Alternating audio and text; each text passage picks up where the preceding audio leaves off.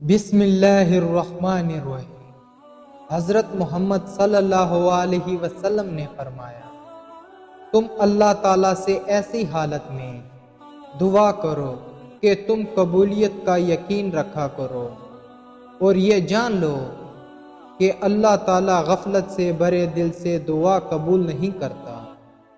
جو حق پر ہونے کے باوجود جھگڑا نہیں کرتا، میں اس کے لیے اعلیٰ جنت میں گھر کا ضامن ہوں۔ مخفی انداز میں اپنی ضرورتیں پوری کرو، کیوں نہ کہ ہر خوشحال آدمی پر حسد کیا جاتا ہے۔ جو شخص کسی کو کافر کہہ کے پکارے اور وہ ایسا نہ ہو تو یہ کلمہ کہنے والے پر لوٹ پڑتا ہے۔ اللہ تعالیٰ ایسے شخص کو اپنے عرش کے سائے میں جگہ دے گا جس نے تنہائی میں اللہ کا ایسا ذکر کیا کہ اس کی آنکھوں سے آنسو جاری ہو گئے۔ 3 دعاؤں کی قبولیت میں کوئی شک نہیں۔ نمبر 1 مظلوم کی دعا، نمبر 2 مسافر کی دعا، نمبر 3 والدین کی اپنے اولاد کے حق میں دعا۔ جب اللہ تعالیٰ کسی بندے سے محبت فرماتے ہیں تو اسے نرم مزاج بنا دیتے ہیں۔ ایک وقت آنے والا ہے جب لوگ نیکی پر شرم اور گناہ پر فخر کریں گے۔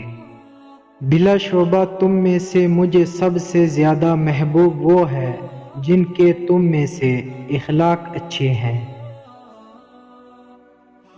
جو شخص حصول تعلیم پر 1 گھنٹے کی ذلت برداشت نہیں کر سکتا، وہ ہمیشہ کی ذلت میں پڑا رہتا ہے۔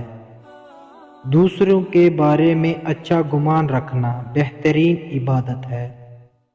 لوگوں پر ایک زمانہ ایسا آئے گا کہ انسان کوئی پرواہ نہیں کرے گا کہ جو اس نے حاصل کیا حرام سے ہے یا حلال سے۔